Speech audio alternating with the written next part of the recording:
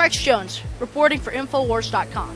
I'm here at the Greenbelt in Austin, where most people here think that pollution such as littering and runoff are the two biggest problems in our world today. And if you look around here, that's easy to see. There are things such as empty beer cans, beer bottles, abandoned shirts, abandoned pants, styrofoam cups, all sorts of pollutants. We've picked up a little bit of garbage from our surrounding area, but this is just a small version of the landfills and dirty creeks and rivers that the government likes to paint in our head as an idea of pollution. What they're really trying to cover up is much bigger than a little landfill. In fact, it is starting to consume the whole world. What is it? You're about to find out.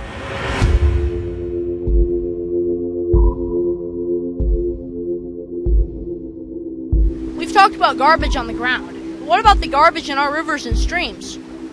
This garbage is called runoff, and it drifts through our whole planet's water system of rivers, lakes, and oceans to form a giant trash continent in the Pacific Ocean, which I'm going to coin Gargia. Is Gargia the biggest threat to the environment today? I think not. But before we leave the water, let's separate the facts and myths of the Pacific Island garbage patch. First, it's not a giant island of garbage as depicted in this picture here. It's actually made up of very small and microscopic pieces of plastic that covers 5,000 square kilometers in the North Pacific Gyre. The jet stream and southern trade winds create a giant circling region of water. Another myth is that plastic is killing animals. While it's true that plastic is being found in the stomachs of dead birds and fish, it's not yet known if the plastic is the actual cause of death. Also, small water insects, crabs, and barnacles have thrived on the particles and are now found in abundance across the ocean. In addition to being an eyesore and potentially deadly to marine life, runoff is not the biggest problem we face in our environment. Now let's take to the skies and cover a different kind of pollution.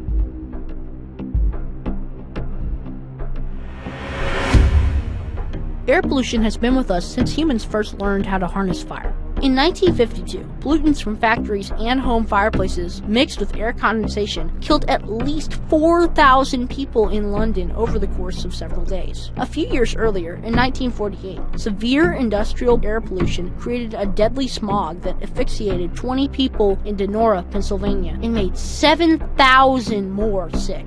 Acid rain, first discovered in the 1850s, was another problem resulting from coal-powered plants. Regulations and technology have helped clean up most of these problems, so now pollution is not as much of a problem in developed first-world nations. In China and other emerging countries, air pollution is a huge problem and it's spread through the jet stream.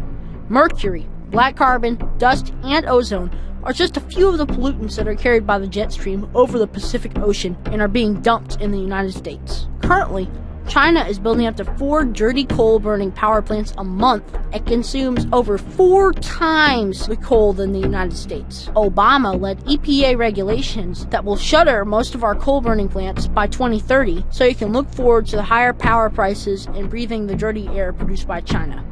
Another environmental danger is called CCD, or colony collapse disorder. This happens when a hive of bees is unexplainably wiped out. Nearly all CCD is being caused by either RFID radiation or Monsanto pollen that bees carry to other normal crops. Albert Einstein once said that if the bees were wiped out, all of humanity would vanish within 4 years.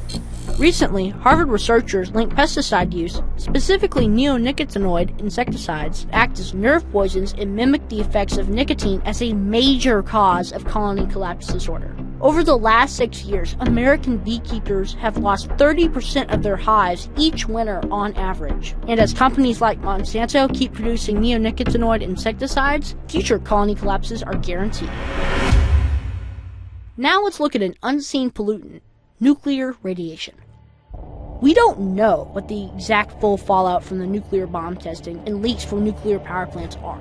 But the issue was brought to the forefront when the Fukushima power plant reactors melted down after a tsunami hit Japan on March 11, 2011.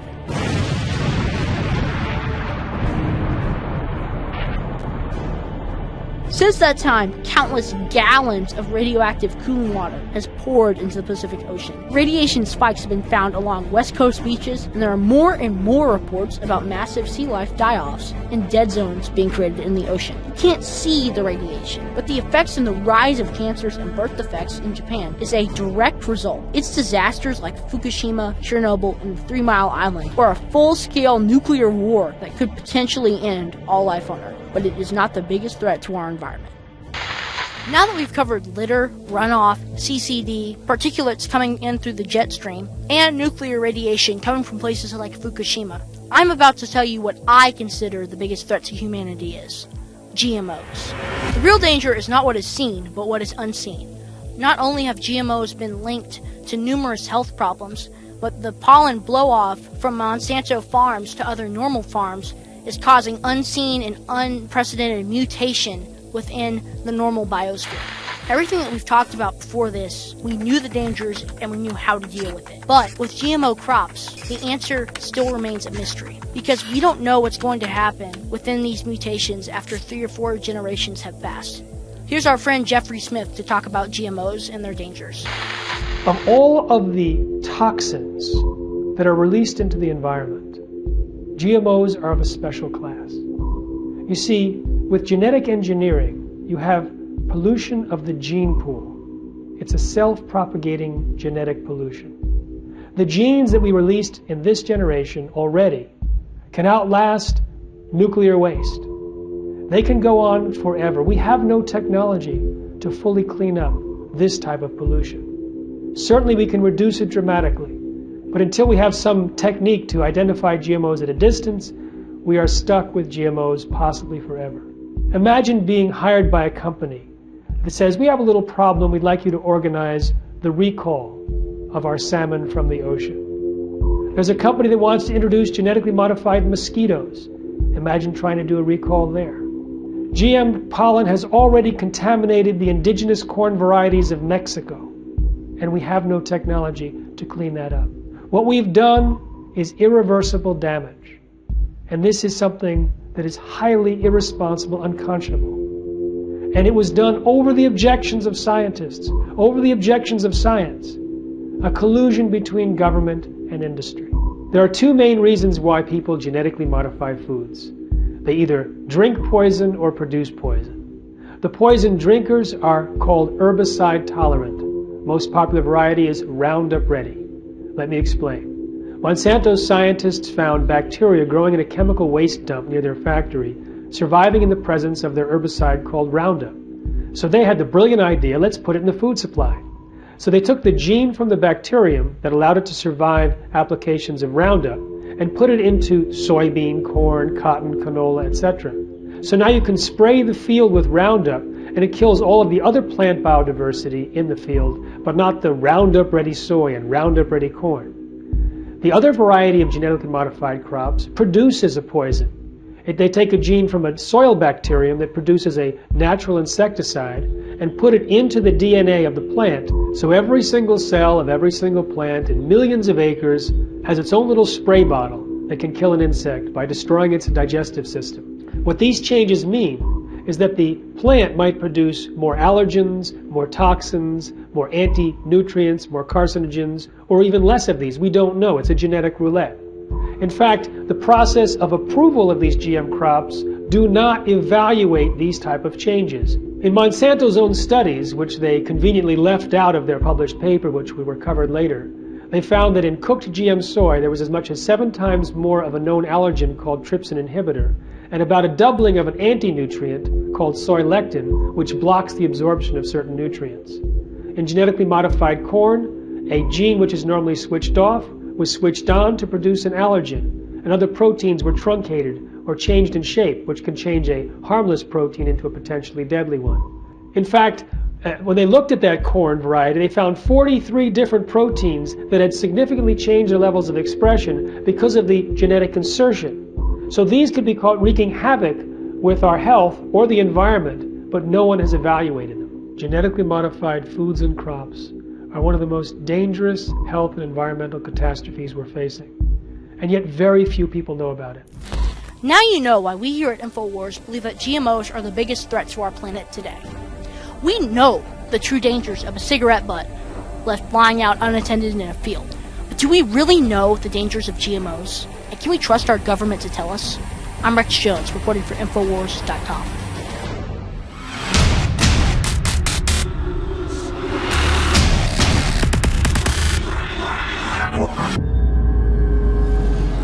The globalists have controlled the mainstream media for a long time, but now they're expanding and making the weaponization even more vicious and deceptive. All the major networks are state-run. We are partnering this year with the NFL. The NFL has become a political weapon against the Second Amendment and pushes Obamacare. MSNBC tells us that our children belong to the state. We have to break through our kind of private idea that kids belong to their parents or kids belong to their families and recognize that kids belong to whole communities. It is more important than ever to realize that we are not the alternative media. We are the true media. The establishment dinosaur press is dying. We are in an information war, and we are losing that war. Join us at InfoWarsNews.com and PrisonPlanet.tv. Members can share their memberships with up to 11 people. By subscribing, you will literally be buying war bonds in the info war to expand our operation in the face of the tyrants. Join us at PrisonPlanet.tv.